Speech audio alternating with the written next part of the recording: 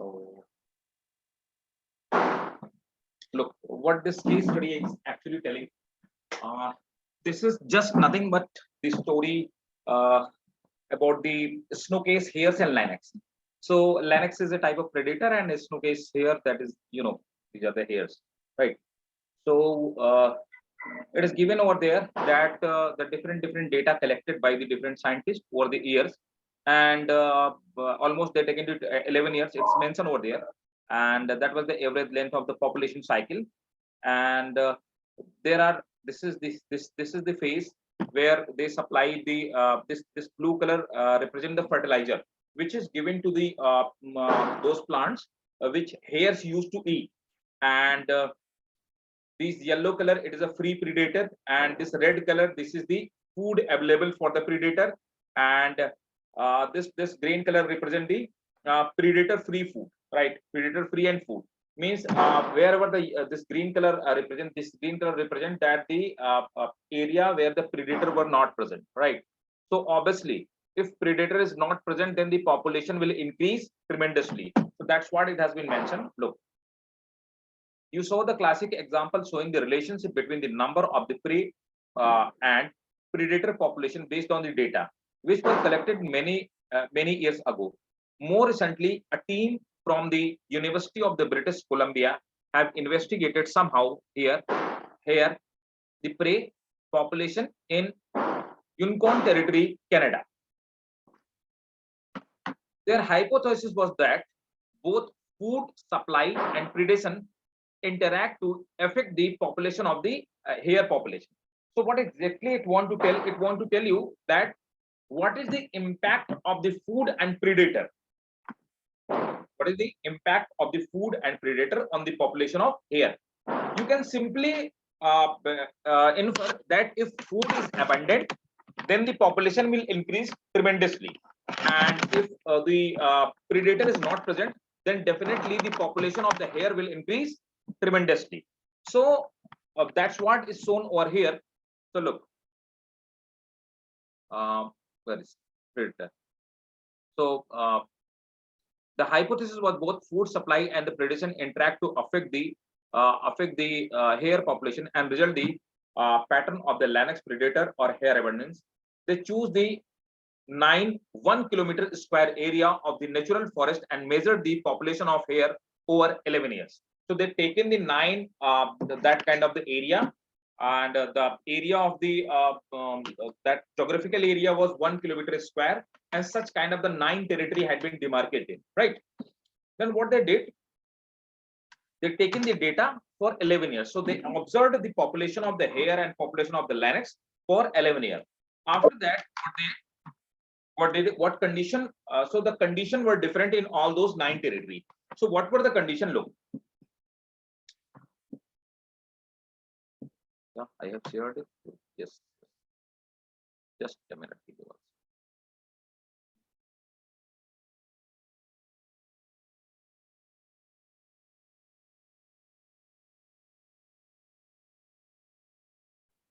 Okay.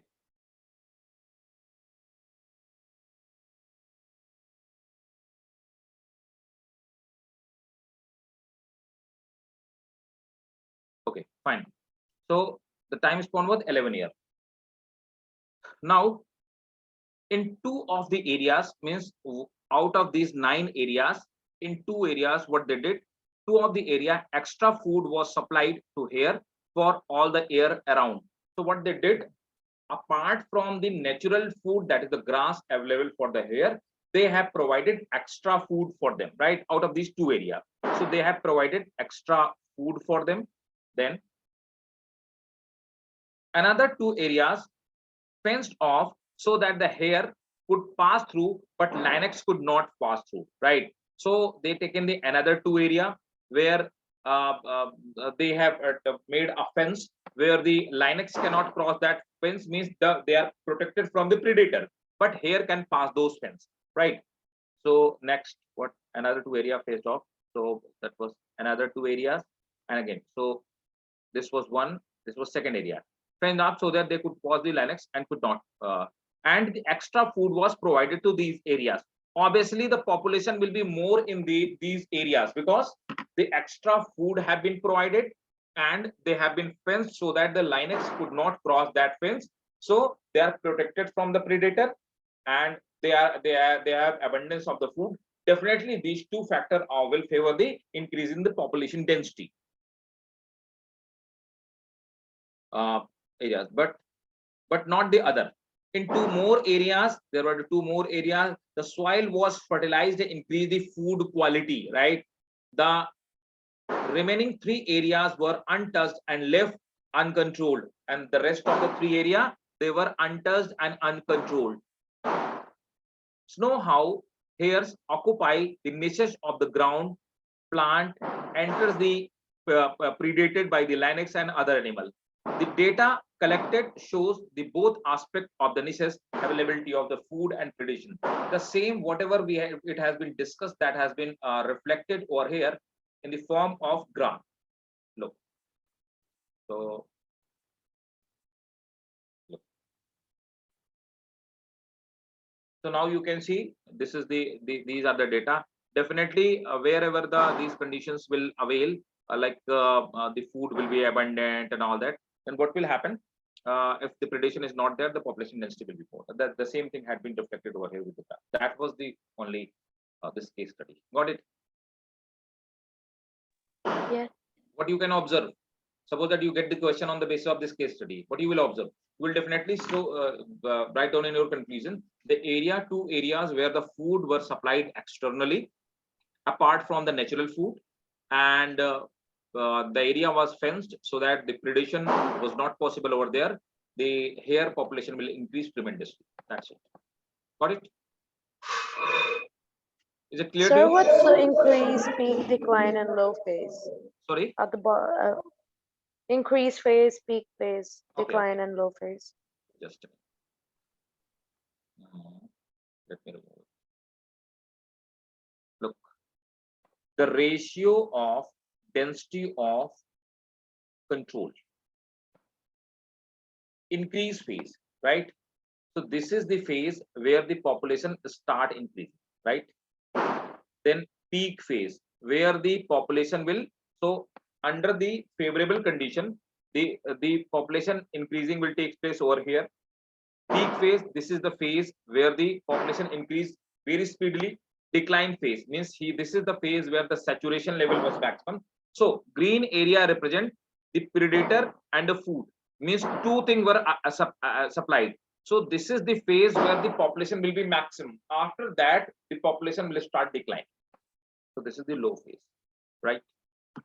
So that's what this graph represents. So this graph represents, you can see when the food. Sir, why is it like divided into 4? Sorry. Why is it divided into 4? Why it is divided into 4?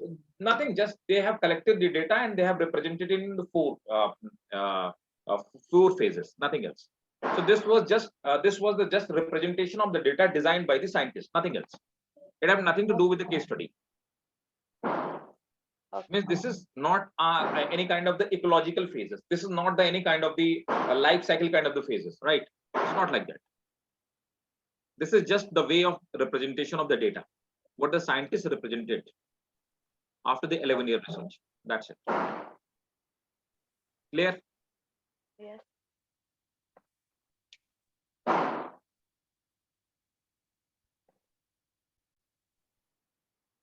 Now,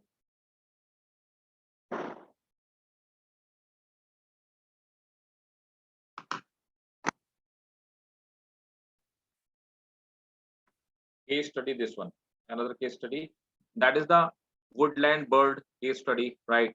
So what is the woodland bird case study? Let me explain you. It is also very simple.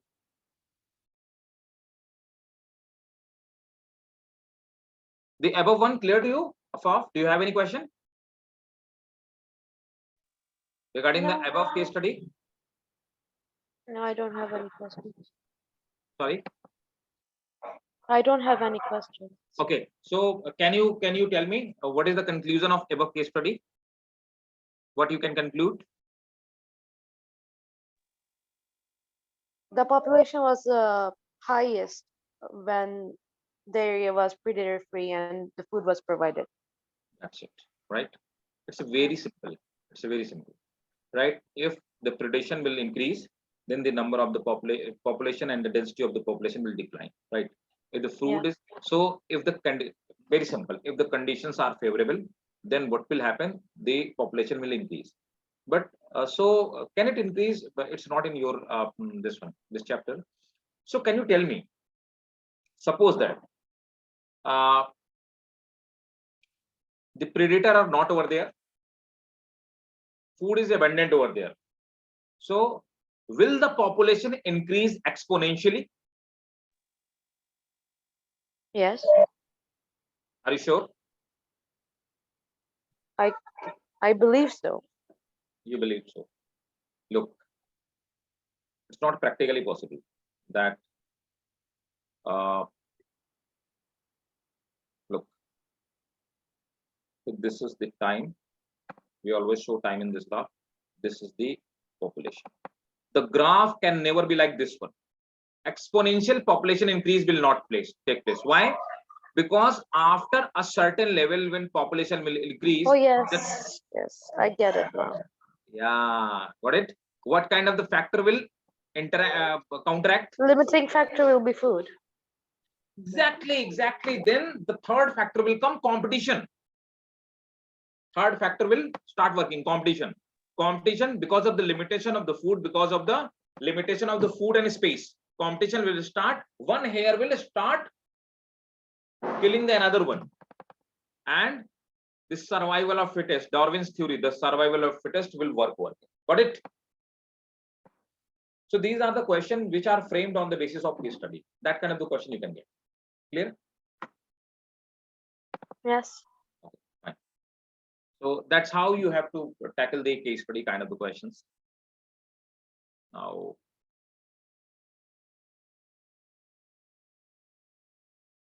let's move ahead.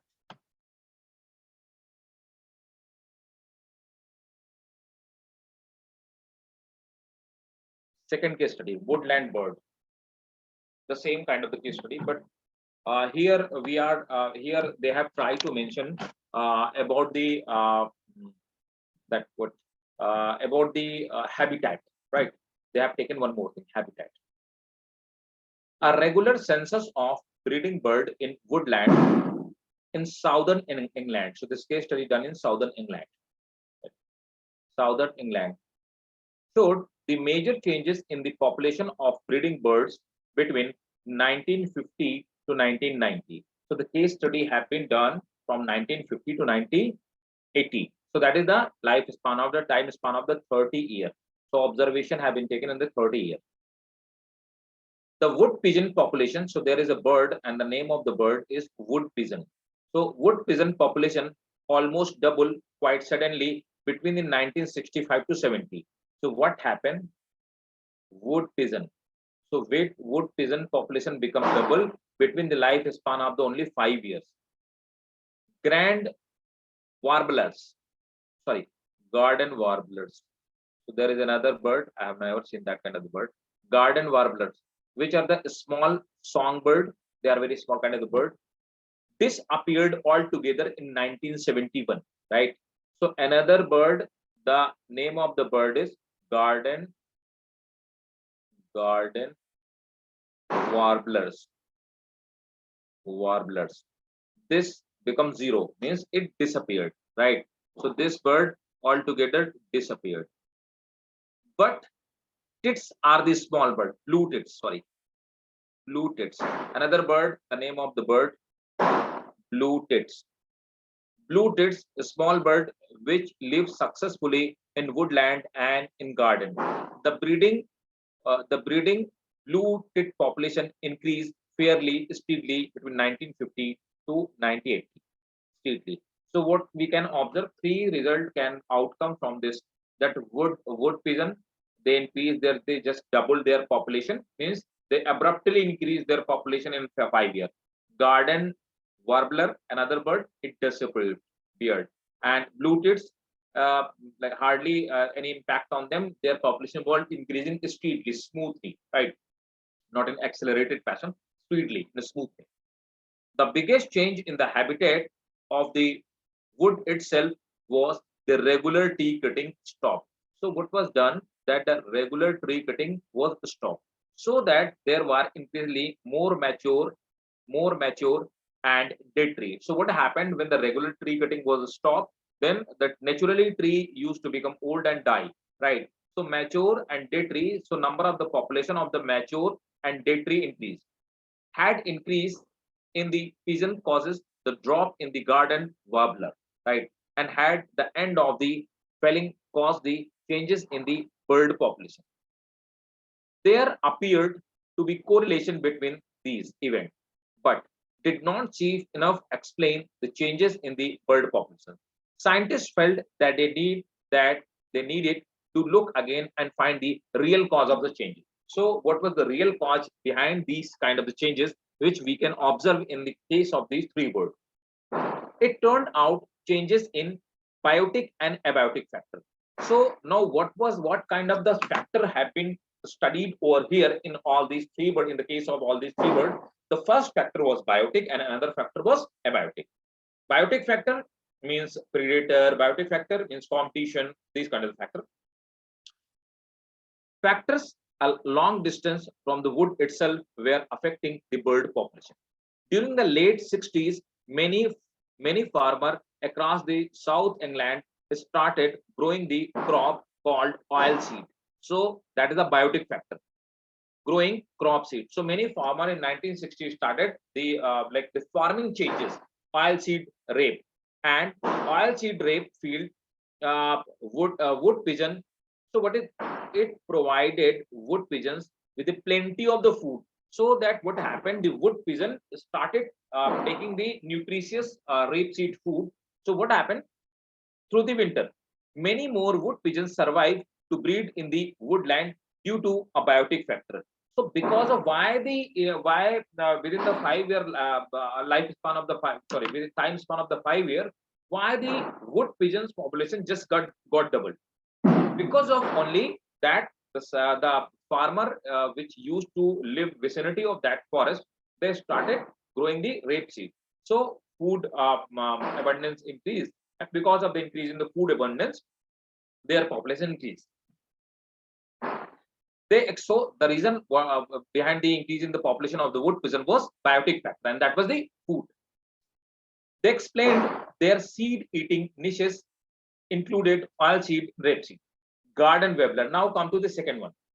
This was the story behind the first one, and now come to the second one. The garden warbler were found to be affected by abiotic factor.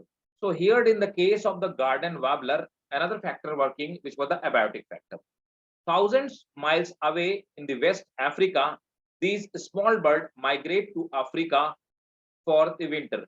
So what they used to do, these garden warbler bird, they used to migrate, they migrated to South Africa during the winter. But lack of the rain and severe drought in their overwintering ground. So what happened during the time of the winter, when they used to migrate to the South Africa, this was their practice and this was their animal behavior. So they used to migrate during the winter time, when winter were very harsh in England. They used to migrate to South Africa, and when its summer comes back to the England, they used to come back England. But what happened? Due course of the time, during this time period, the South African or the African continental area, they were affected by the drought. So basically in West Africa, the small bird migrate to Africa for the winter, but lack of the rain meant severe drought. Because of the lack of the rain, the drought were over there in the Africa, overwintering ground. So the number of surviving returning to the UK breed fell dramatically. So what happened? What they used to do, look, this is the location of the UK. And where is the African continent? Western African. This is the Western African continent, right? So, and this is just the Arabian continent, right? So what happened? These birds used to migrate during the winter.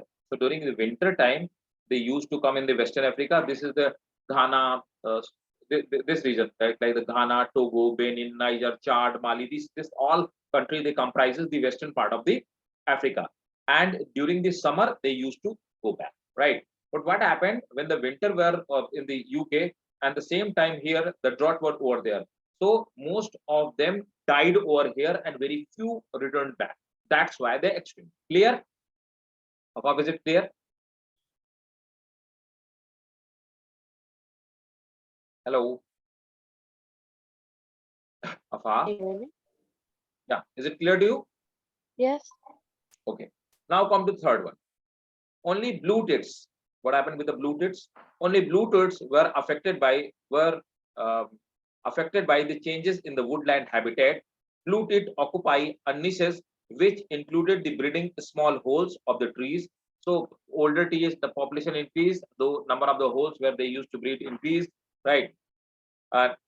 Nest boxes were provided by the people. The increase in the mature and the dead trees in the wood meant to increase the small holes in, in the blue tits, so that breeding population increased because of the most nest site were available.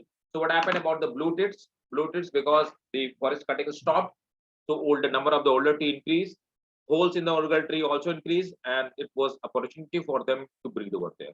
So because of this biotic factor, the trees were biotic factor. Because of the biotic factor, their population increased. So wood pigeon population increased because of the biotic factor. That was the food. Garden warbler disappeared. Sir, Yes. wood pigeons, why did they only last for 5 years Sorry. when they had the wood pigeons? Wood pigeon. Yeah. Actually, when the farming was in the peak, right? When the farming was abundantly done, all seed. So they have taken on only on the for that time period, their population get doubled. Okay. And it is not in their case study that what happened after the 5 years. Right. Is it clear? The complete case study? Yes. If you want, you can note it down in the point. Okay. Yeah. That is on wood pigeon. Population doubled in just bullet form, so that you remember. Because they won't ask you directly any question from this case study. They will ask just practical based.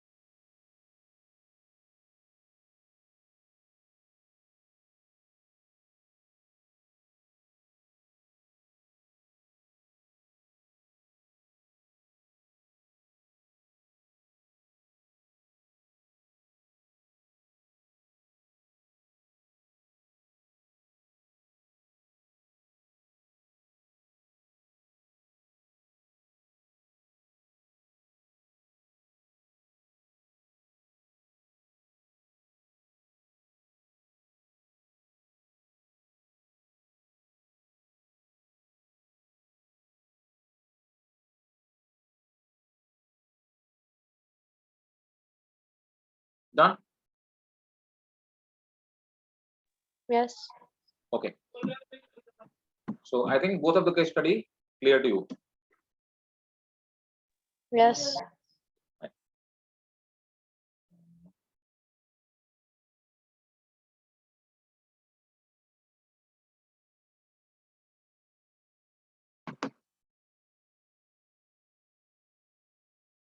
These are the birds.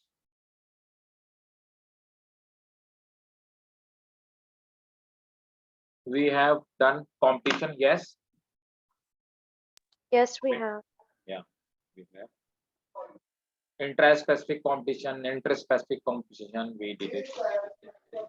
I guess we've done that. Yes, we have. Yeah, I told you inter-specific. That is a Abingdon tortoise, and goat. Remember Galapagos Island? Last class. Yes, I remember. Yeah, I discussed that the grazing behavior. Right? So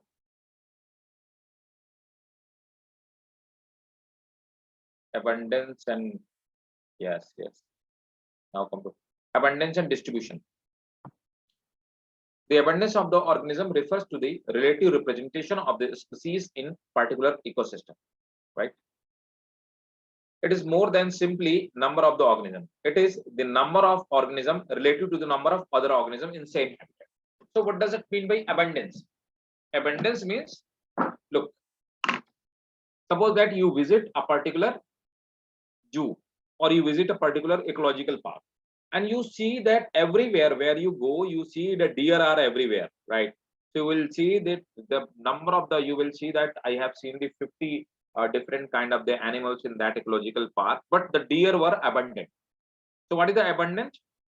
Abundance doesn't mean what is the population of that species. Abundance means which species dominate in that area. That is called abundance. The distribution of organism describes where the species of organism found in the environment and how it is arranged. So what is the difference between abundance and distribution? So what is the distribution?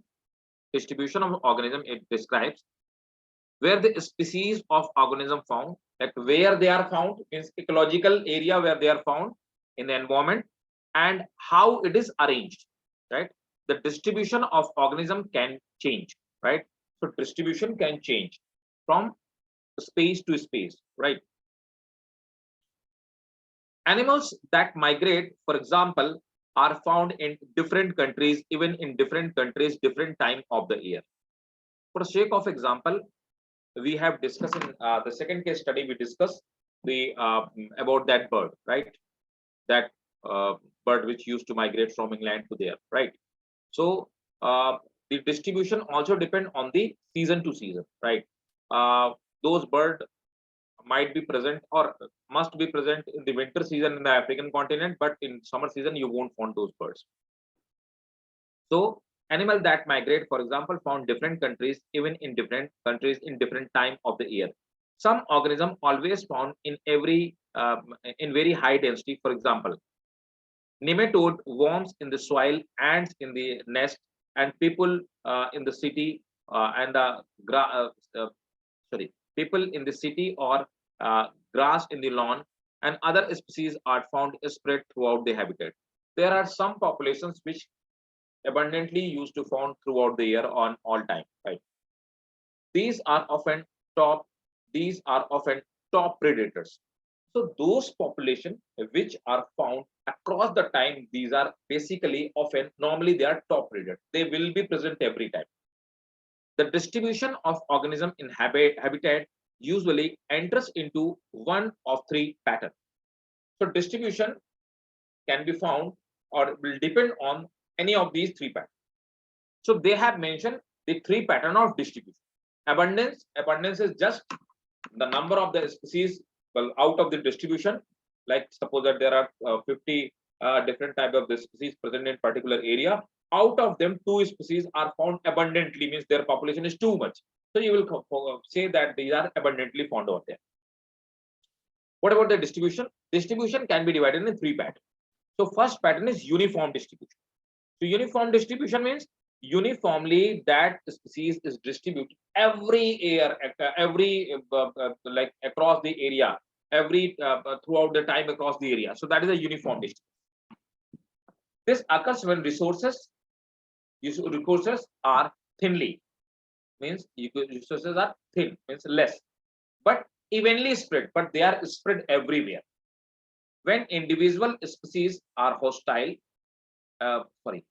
when individual of a species are hostile to each other, the territory may be very large or very small. For example, nesting pigeons, polar bears, or hawks, they are found everywhere.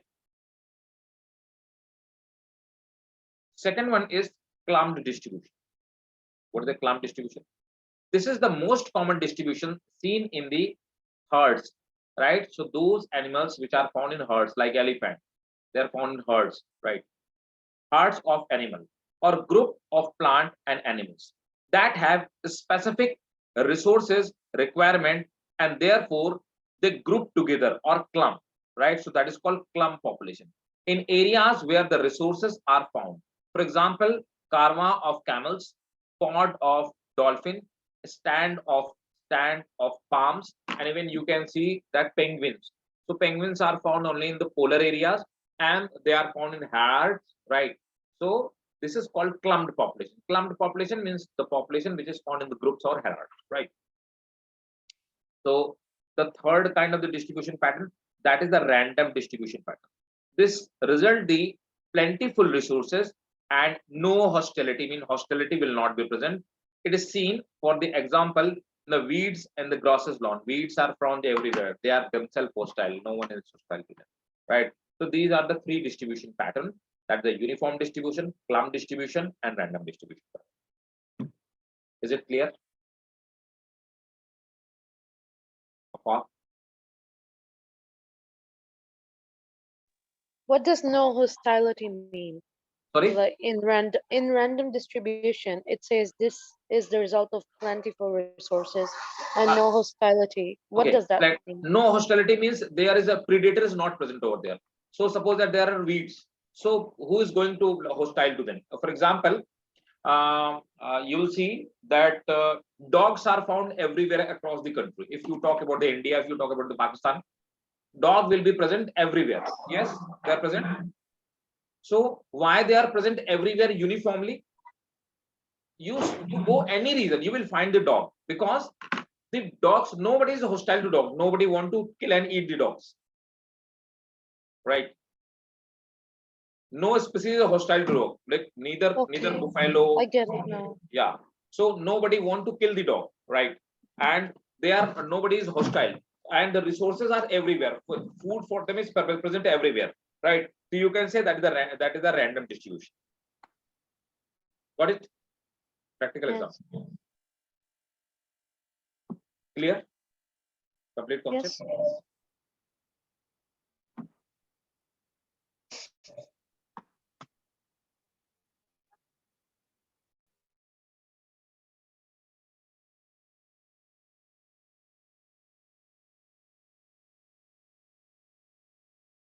Ecological techniques. So these are the ecological techniques. On the basis of these techniques, so what exactly it is done on the basis of these techniques? They just calculate the data, nothing else. So they will ask you the conceptual question on basis of these techniques. I have seen hardly they will ask you any numerical or that kind of the question. You saw the importance of biodiversity within the habitat. Scientists often want to measure the abundance of organism or distribution both, right? So what scientists used to do, they used to found what is the abundance, like which species is abundant, or what is the distribution pattern, or they may be interested in both of them, right? In order to calculate the biodiversity in ecosystem, you need to assess both the number of species in area.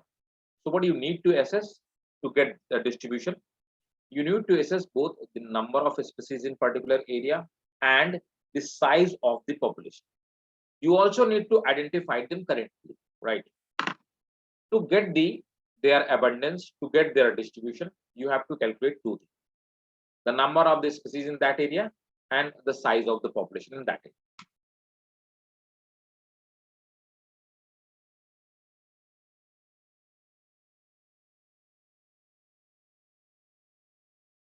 Now, the first technique that has been given here, that is the quadrat. Quadrat we discussed in last class. Do you remember quadrat? Yes.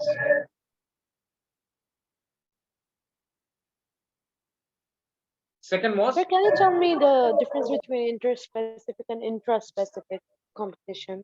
yeah, okay, I've sure. forgotten it. Look, intraspecific competition, intraspecific, intraspecific, yes. Yeah, the difference between inter and Okay, intraspecific. fine. Look, suppose that Affaf, you want to give the medical examination, right? So you have competition with only with those students which are the biology students. Yes. Can you can the maths student be your competitor? Can they be? They can't be. Can commerce? No, no, no. What about the arts? No, no. They can't be your competitor. So who are your competitor? Only those people who belongs to a particular subject, means biology. They are only your competitor for your medical exams, because non-biology student cannot give the competition, right? So here the competition is intra-specific within biology students, right? So if competition is for competition is in within the species, that is called intra-specific competition. For sake of example, there is a like big lawn or big grassland where deer are found. So now what will happen? Predator is not present over there. So what will happen? Now the deer will start reproducing very fast. They will start grazing. Now the population will increase, and now the competition will increase between them for the food, space and food. What will happen? One deer will start killing to another deer. That is an intra-specific competition. Because why the intra-specific competition is there? Because preferences of their food and preferences of their habitat is same. So that's why the intra-specific competition generally takes place. Is it clear? Intra means within a species. Clear? Yes. Yes. Okay. Now you are going to give an exam of civil services exam. Means you want to give, you want to become a bureaucrat. Do you know the civil services exam? Bureaucratic exams. Yes. Okay. So if any person want to become a bureaucrat, he or she need not to be only biology student. Commerce student can also give the exam. Maths student, biology student, arts student, everybody can compete. So there, when you will fill the form, and when you will go for the competition, you will found that vicinity around you, biology student is present, commerce student present, maths student is also present. Then that will be intra-specific competition. You will compete other than the biology student as well. In the same way, suppose that in that grassland we have introduced buffalo. Now what will happen? Buffalo will also prefer the grass. Buffalo also want to take the grass, also want to eat the grass. Deer also want to eat the grass. Both will fight with each other. Now buffalo is different species and deer is different species, but their food preferences are same. So they will start fighting. Competition will start between the buffalo and the deer. So if competition is between buffalo and deer, that is the interspecific, means between the two species or two and more species, between different species. So interspecific competition takes place between two different species. Intraspecific competition is found within a same species. Is it clear? Yes. Quadrant we discussed. Transact we discussed. It's line like. Now come to the measuring abiotic factor. We have to discuss. Sir, when did we do transact? Transact, yeah, last class. Let me tell you. Look. No. I don't think so. Okay, okay. I'll recall. I'll make you recall. Line transit, a widely way of gathering data about the area of systematic way. A transit is not random. You stretch a tape between 2 points. For example, a wildflower meadow across a dunes or down of mountainside. You can then you record every individual plant or animal and touches the tape. A alternative belt transit. In this case, you stretch two tapes and ground between the survey. You can use the quadrant for look. Suppose that this is the mountainous area. Now, what you want to draw the transit, what you have to do, you will make this kind of the pattern. So you draw the two tapes, right? Now, what you are going to do, you can use the transit to investigate where the change and distribution of organism linked to the change the abiotic factor. You have divided this area, particular area, these small segments, 2, 3. So this is the transit. Now you want to study here distribution pattern, you want to study here distribution pattern and population pattern here. So all you have taken these three area, right? Three area in the same inclination pattern. Now you are studying the density of population, what we study in case study, like density of the population, and then you will study the what is the impact of this what is the impact of biotic and abiotic factor in this population. When you follow this kind of the pattern, this is called transit. Clear?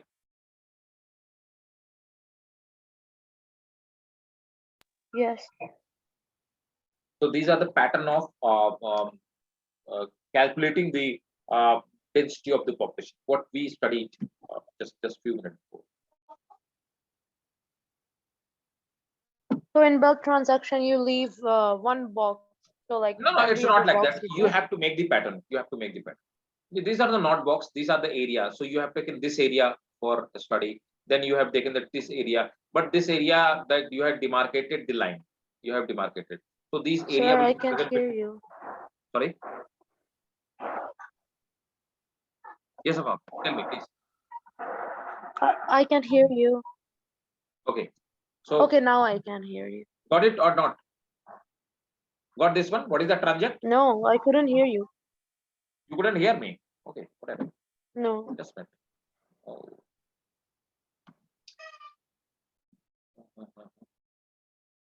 Mic is okay. I can hear you now, but like a Okay. minute ago, I couldn't. Okay, so did you got or not? No, you didn't got it. Should I repeat it again? Am I audible? Hello? Yes, please. Okay. Look, what I said that what is the transit? Suppose that there is a mountainous area, right? For example. So this is a mountain. Now you have to study the distribution of the population and population density on the basis of transit. So what you did? You make in a line. This is called tape. So you demarcated area like this. Now what you did? You have taken this area for a study, but the area should be taken within these two lines. Now you have taken this area, you have taken this area with the same uh, area, right? So with the same square meter area. So now within these three area, you are studying the distribution and density of particular species and the impact of biotic and abiotic factor on these species. So when you study, you calculate the data on the basis of this pattern. This is called transit. Got it? This pattern or technique is called transit. So you take boxes, not Right. the whole area. You will see it belt transit because you are studying within this belt. Got it? Yes. One more thing. What is the line transit? When you want to study within the line, suppose that there is a forest. You have draw a line, right? This is a forest. You have draw a line. You are studying what is the here,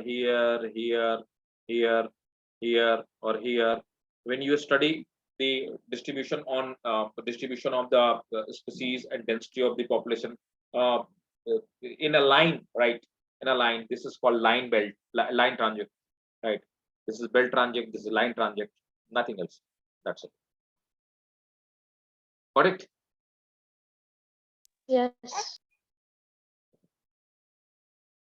Now come to the measuring abiotic factor. So this was something about measuring biotic factor. Sir, when is belt transact used? Transect we use look, we use the transect and quadrant when we have to study the when we have to study the biotic factors.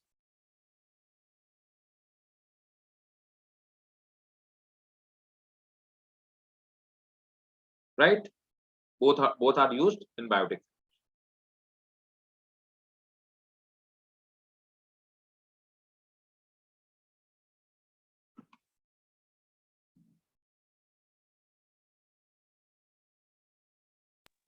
Okay, sir. Now come to the how we measure the abiotic factor.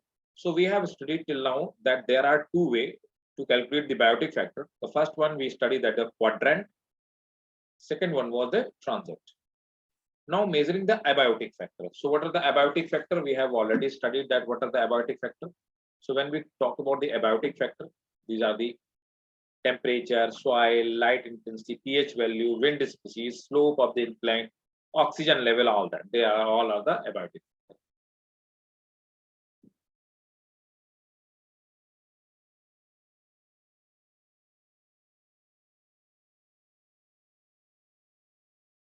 This is something practical which you have to do. Carry out the. Yeah, you saw in that box it says core practical 11. Whatever it says, like carry out a study. I have to do it in my exam.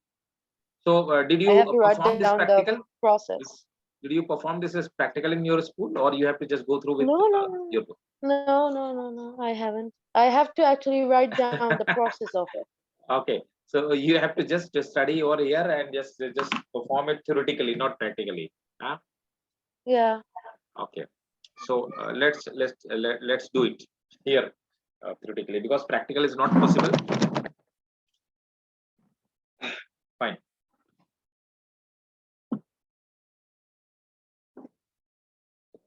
Carry out the study of the ecological habitat. Involves the field work. So these are the just field work. It's nothing have to do with the like the theoretical way, but still we imagine like how it will happen.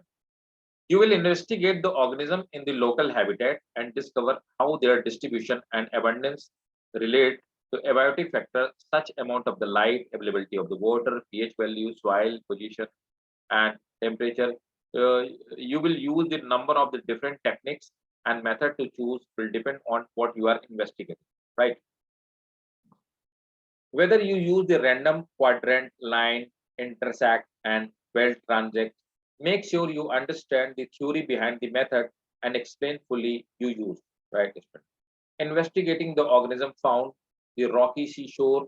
When tide goes out, the organism which not swim in the water are left beach, expressed in the air and exposed to the air and the sun. The student wants to determine the abundance and the distribution of the different organism affect exposed to the air. He uses to build transect and how the low water marks the high line record organism found at the 1 meter low. What they are saying, suppose that let me show you in a blank look of. For example, what this is saying, this is seashore, right? It's a seashore, right? What will happen? This tide will come when high tide area. This complete part will be covered with the water. Yes, and tide will go back. Clear? Yes. Okay. So now, if you want to use the belt pattern, right? So what you will do? Look, what you can do in belt pattern. Suppose that. So first we can say we want to study about the biotic factors. Okay, fine. So in belt pattern, what you will do? you will make a line here, a tape. You will take another area, you will make another. So you have drawn a belt, right? You have drawn a belt. Again, this belt have been divided into particular boxes, right? So this is belt pattern. You have taken a belt, number 1, number 2, number 3, number 4, number 5, number 6. So you can, what you can do, you can imagine that during the high tide area, water is present over there, right? So during this time, many of the this one oyster will be present over there, lobsters will be present over there, and on that time no bird will be present over there, right? When the tide will go back, what will happen? Now the bird will be over there.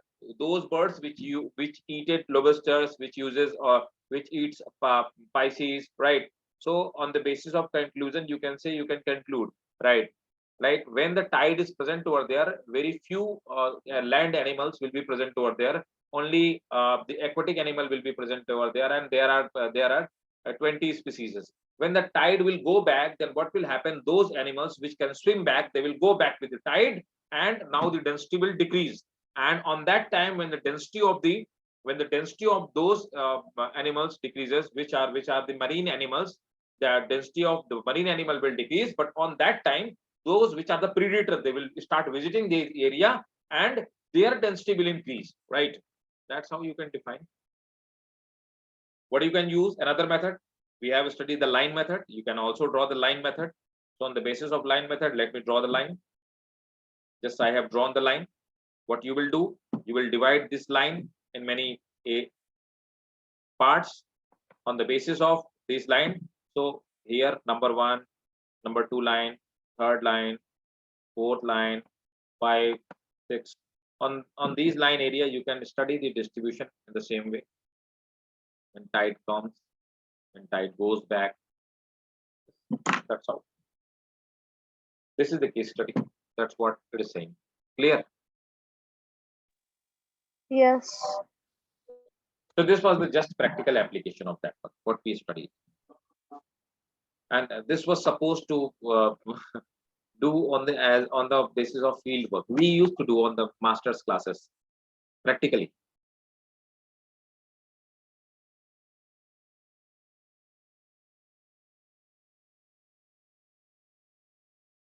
Statistics and ecology. This is the statistical part. Very boring part of the biology, actually. Oh, okay. I'm glad to know that you find some parts of biology boring too. Sorry. I'm glad to know that you find some parts of biology boring. Yeah. Only this part of the, because only that part of the biology is boring, which practically we cannot perform actually, and which the phenomena which we hardly see in ecosystem. But otherwise, the practical part of the biology is very interesting. I have seen that.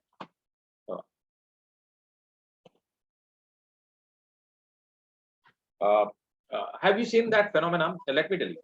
In ecology, even some part are interesting. Have you seen the phenomena? Suppose that in cities, there are some places where the garbage is used to dumped over there. Have you seen those places? The places where all of the garbage is dumped. Yeah. Garbage is dumped, like in the householding garbage is dumped over there, right? Right. So you must have seen many of the dogs over there, right? Yes. Dog will be present always. They will in the search of some food, right? And you will see when the cow, when the buffalo visit that area, they start barking to those cow, and even they bark on those people who are the rag pickers. Have you seen that? Whenever the rag picker, those who collect the waste, right? Yes. So I've those seen it. dog always bark to them. They won't bark you.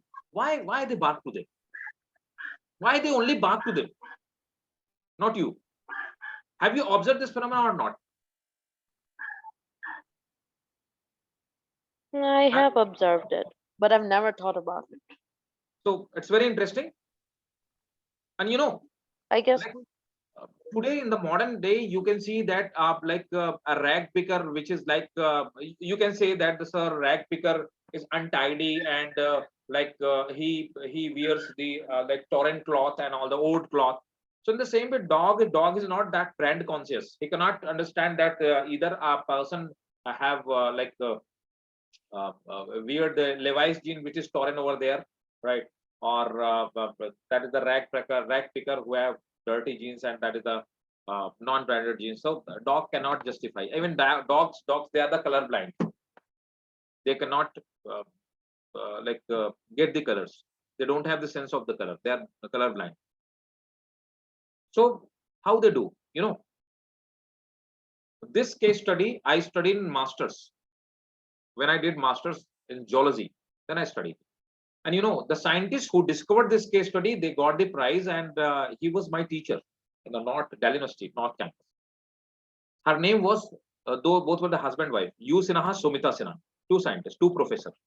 They discovered that whenever the rag picker they visit to those area where the garbage is dumped, so when they visit those area, dog think that they are the people who are trying to steal our food, and dog assume that these people who are collecting the garbage, actually they are snatching the food and they are our competitor in the food. They assume that there is a competition for the food between the rag picker and me. That's why the dog bark on them. When the case is different, they are not going over there to collect the food. They just collect the garbage to sell in the rag market. Got it? It's very interesting. That is the animal Yes. that you can see the practically, and that you can realize. So that part is interesting, but this part is not at all interesting. So because we can't go to the seashore and collect and all that. Come to the point. Now the statical part of the ecology. Okay. Okay. Where it gone? Yeah, statical part. What are you testing for? Okay, okay, rank correlation.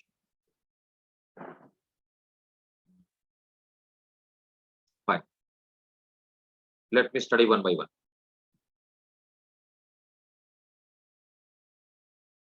So how we do it?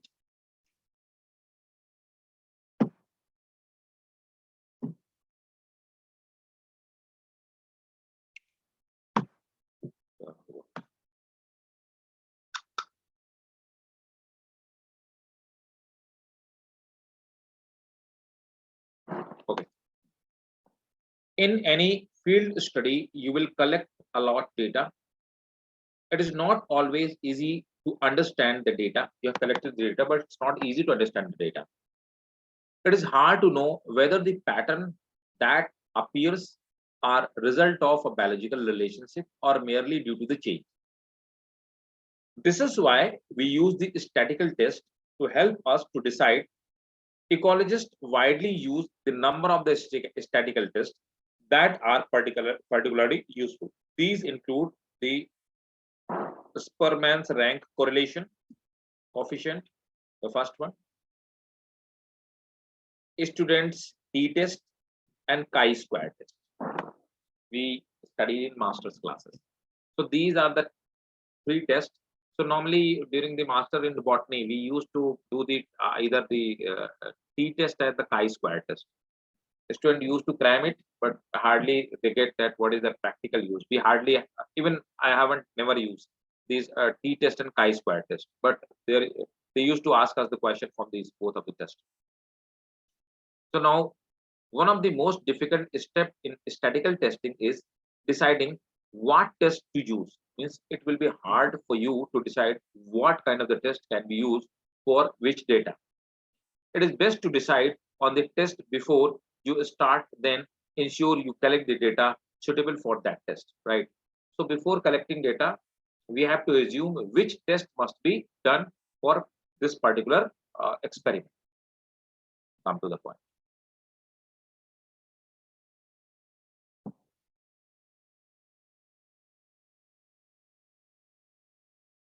Okay.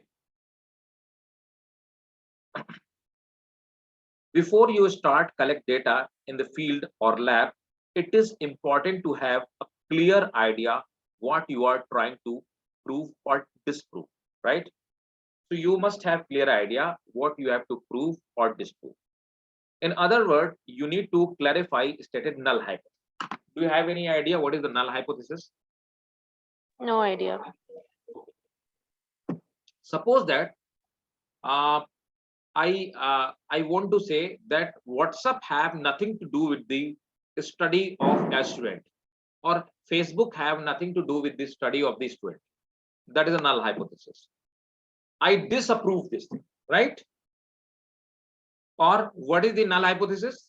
I can say I pass a statement, Facebook affect the study of modern student. That is also a null hypothesis. So when I say Facebook have nothing to do with the study of When you student. make statements against something, Sorry. you're trying to say when you make statements against something. Exactly. When you disapprove anything, that is also null hypothesis. When you approve anything, that is also null hypothesis. Clear? Both are the null hypothesis. Yes. Right? So this statement is called null hypothesis. When you assume a student, when you want to do a research, and when you pass a particular statement, right? You may be agree with, you may approve that student means statement. So that is also null hypothesis. You may disapprove that thing. That is also null hypothesis. Both are the null hypothesis. Clear? So approving or disapproving something is null hypothesis. Right. So that is the statement. So that will be your objective of research, right? So before starting research, what you have to make? You have to make null hypothesis. So first thing, null hypothesis. Please start noting now. First point, null hypothesis, which assumes any differences between the data sets and a result of the change. This allows you to choose the right statistical test to help you analyze and evaluate your idea. So when you will make the null hypothesis, then it will give you which test you need to follow, what kind of the test you need to do, right?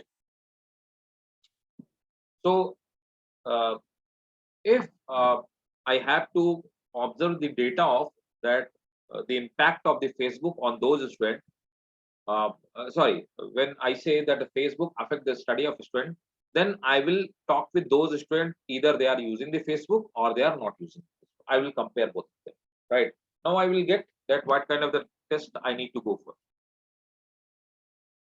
Next, after running your chosen statistical test, you will obtain a number. You will obtain a number known as a observed value.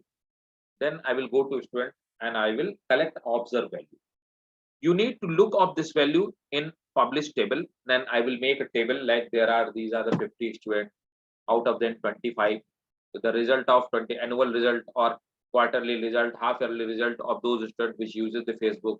Then I will take another table where I will take another 25 students, their monthly result, quarterly result, annual result, and their marks in different subjects. So I will make table for it. Then I will evaluate that either it's affecting or it's not affecting. So you make null hypothesis, then you choose your favorite method, Right. Okay. and then you make a table to note down your readings. Exactly. You got my Okay. point. You need to look up this value in a published table and critical value, see which probability P value correspond to, so you can decide whether or not your result are sufficient, right? Then I will see the probability. So whether my results are sufficient, significant or not significant, right? Probability. So out of these 25 students, I will see the probability. Am I getting the result, or from these 25 students, the data of 25 is not sufficient? Suppose that if I will take the data of only 5 students, this is not sufficient for the result. On the basis of only 5 students, I cannot find out that either Facebook is affecting their Facebook is affecting or not affecting. So I have to take to larger data. Then in the larger data, I'll find the probability of like result, like I will get the result. Or whether you should. Sir, I didn't understand. You didn't understand this point? Yeah. Okay. Uh, okay. So Suppose that I say there are 5 students, right? Out of them, four using out of them, four using Facebook, and they are bad in their study, and one not using Facebook, good in their study. You can also say, sir, this person is extra intelligent, this is extraordinarily intelligent. Yes, I have a null hypothesis that those students who uses the Facebook, they are bad in their study.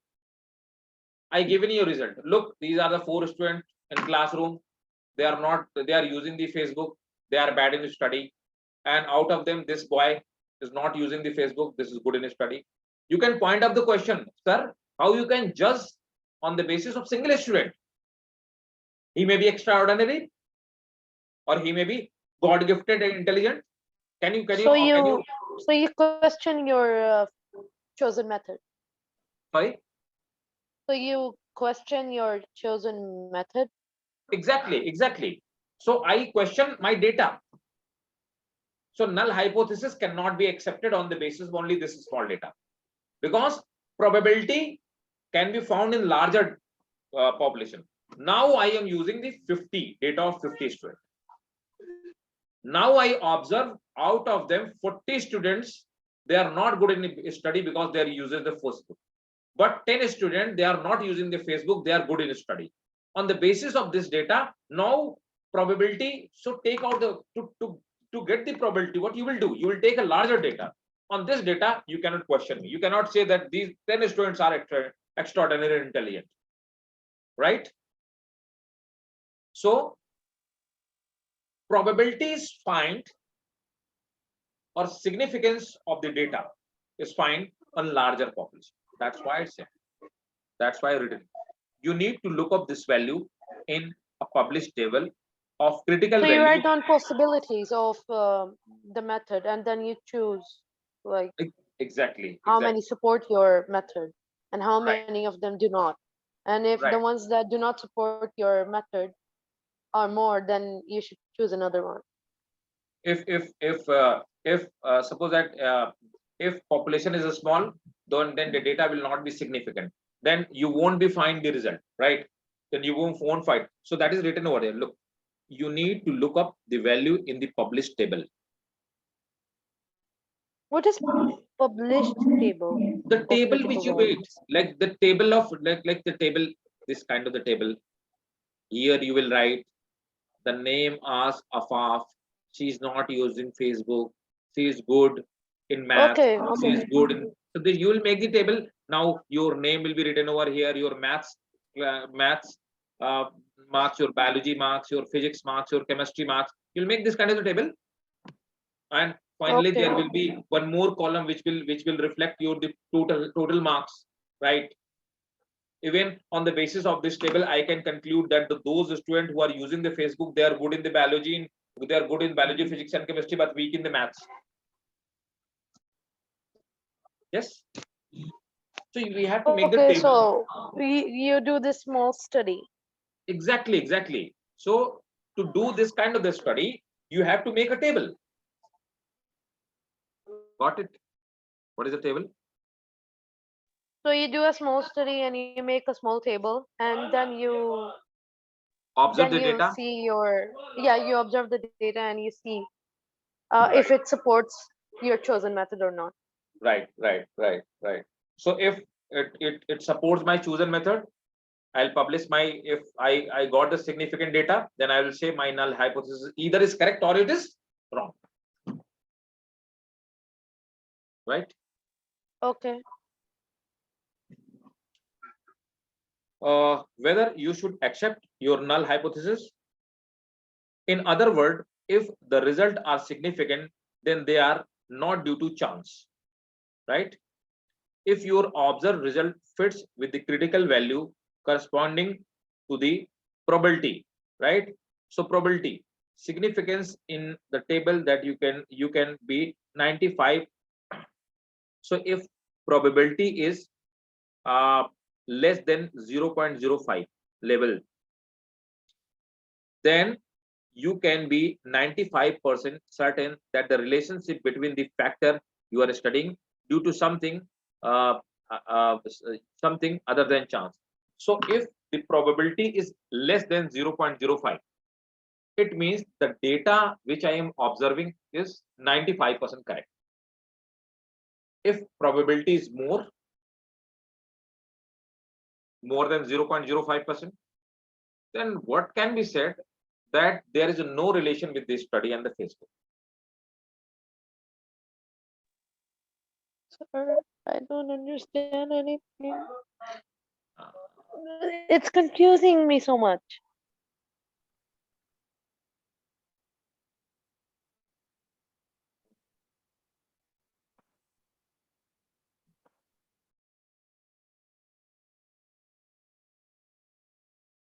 okay. So what should I do?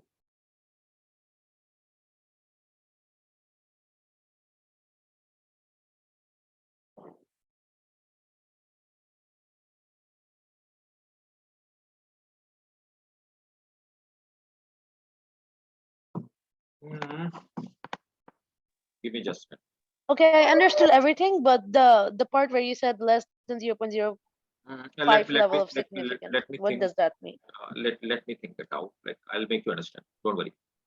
Uh, it is given hypothesis testing.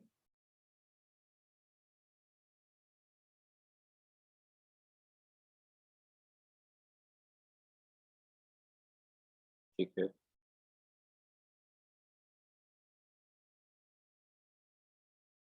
Look.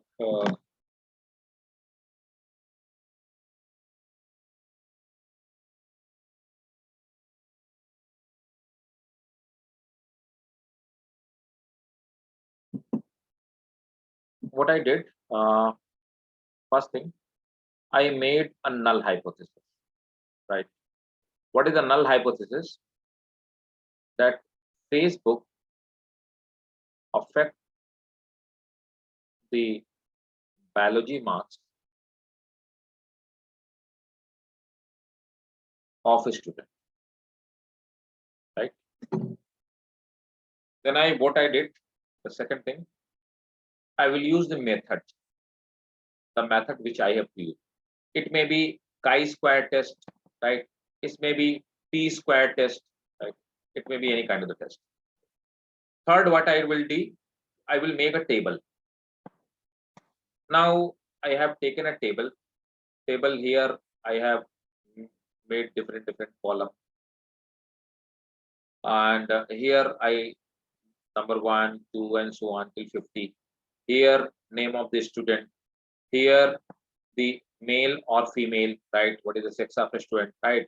Then here, the biology marks, right? Right? Here, the biology marks, right? Now I have collected the data. Fourth thing, now I have used the, now what I will do, out of them, I will find out the probability. Probability. Now I will use the test and probability. What kind of the test I have performed? I have taken the probability. Okay. Probability, if I have put a formula or I have put this value in a program, it is that this program used to give us as in form of software. What we used to have, put only the value in the software, and software used to tell what is the probability. Then probability is telling me that now if the probability, suppose that the probability is 5 or 6, probability is 6. Now the value of probability is more than 0.05, right? It means my null hypothesis is wrong. What is my null hypothesis? Facebook affect the biology If it's biology more marks. than 0.05, then it's wrong. Right, right. It's wrong. If more than 0.05, and if less than 0.0, suppose that what result I have observed, now the probability is 0.04. Now this is my null hypothesis is correct. This is an example. Did you got it? So what I assumed as my null hypothesis before surveying, how you make the null hypothesis? You make the null hypothesis on the basis of your experience. Okay, so whatever, and then it shows you the. Did you got it? Yeah, I understood null hypothesis. Null method table. Did you got this complete system or Okay, not? so whatever you take on table, you put it Software on the system or something, and then it shows the system. Yes, probability. yes. Then you'll get the Okay. result on the basis of on the value of result. On the basis of value of result, you'll observe your null hypothesis correct or wrong. Okay. Got it completely? No. Yes. Fine. That's what is written over there. Look.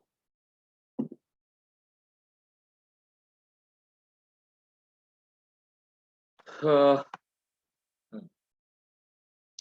you need to look up the value in the published table, critical value, to see the probability value correspond, so that you can decide whether or not your results are significant, or whether you should accept the null hypothesis. In other words, if your results are significant, they are not due to the chance. If you observe the result fits with your critical value corresponding to the probability 0.05 level of significance given in the table, you can be 95% certain that relationship between the factor you are studying is due to something other than the chance. Means it is close to the reality. Scientists use to statistical computer programs to run these tests and give the p-value, means probability value, without the need without the need to use the table. However, it is important that you learn how to use the test and do the calculation yourself. So scientists are using this Okay. program, they So are not doing the that paperwork. Clear? okay. Now first, the what is the first? So first you make null hypothesis. So first you have to check your hypothesis. Is that hypothesis correct or not, whatever you are thinking? In a statistical test, by definition, you need to something to test each situation you investigate. You will make the biological observation and collect the set of the data. You need to produce a null hypothesis in order to conduct a statistical analysis. So obviously, first we need a null hypothesis, then only we will go for the data collection.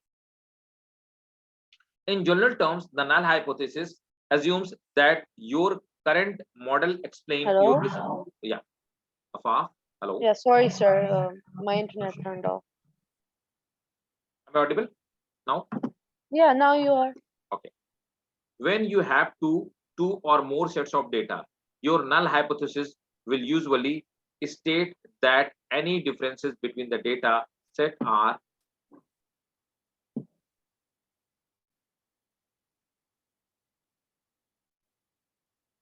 simply due to chance.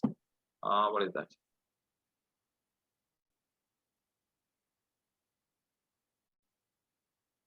There is nothing.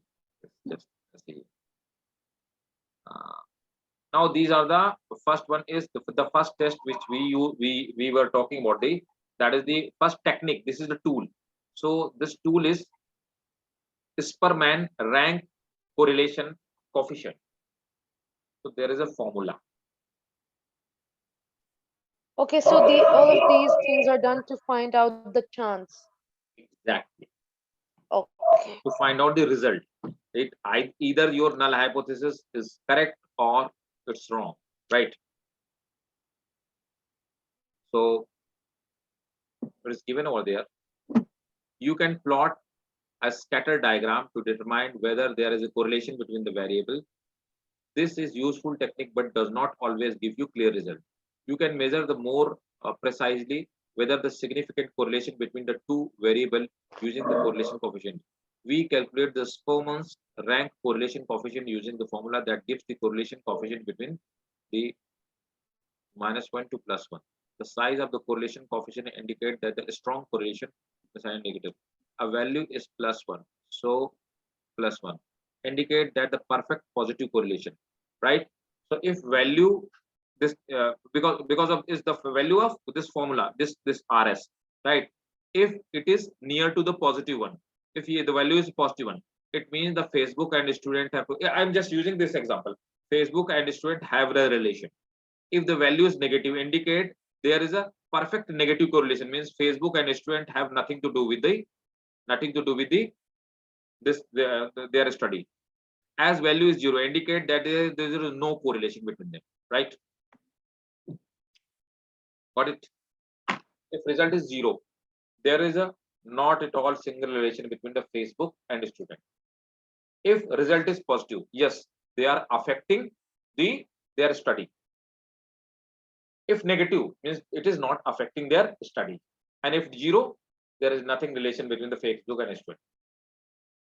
So that is the outcome. Did you got it?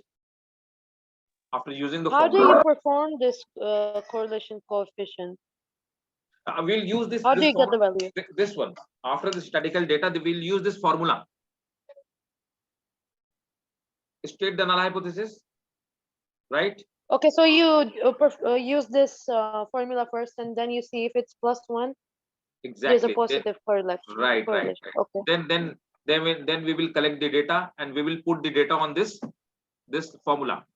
Calculate the correlation coefficient RS, the observed value. The formula for Spearman's rank correlation coefficient is RS 1 6 sigma d square n upon n square minus 1. The d is the difference in the rank between the each pair of variable, right? And n is the number of the pairs. Biology student means now the number marks in chemistry marks. Maths student marks in chemistry. So that's how we are going to make the table. The d is difference in the rank between their pair variables, right? So what is the d? Means difference between this one, biology and chemistry student. So these kind of data are made. That is the difference between the variables. And n is the number of the pair. Means n, what will be the n? 1, 2, 3. This will be the n. Got it? Or not? Yes. Tell me about. Did you got it or not? You use this test when the null hypothesis says it two variables are equal to 0. Sorry. When do we use this formula? Look, when we have to we'll make the table. Suppose that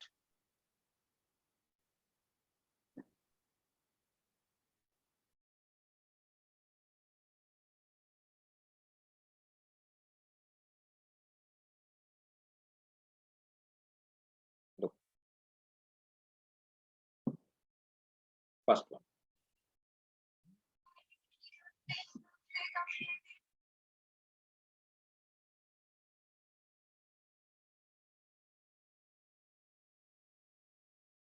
Suppose that this is a student Ali. He is biology student. His biology marks are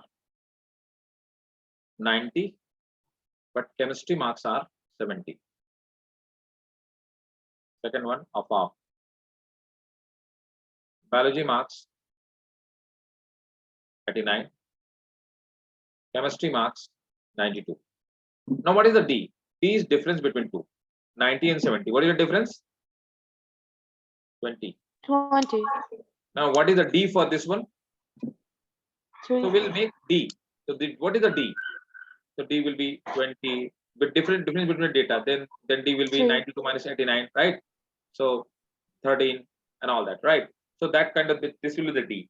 What is the second one? That is the R. One pair, second pair, third pair, fourth pair. So value of the R is 10. If there are 10 pair. Now value of the D, that is the average of this D, right? That's how we will calculate the value. Got it? Yes. That's how we are going to calculate the D. Right? So the difference between the rank of each variable and the n number of the pair. So that we will put in this formula. Then after putting the formula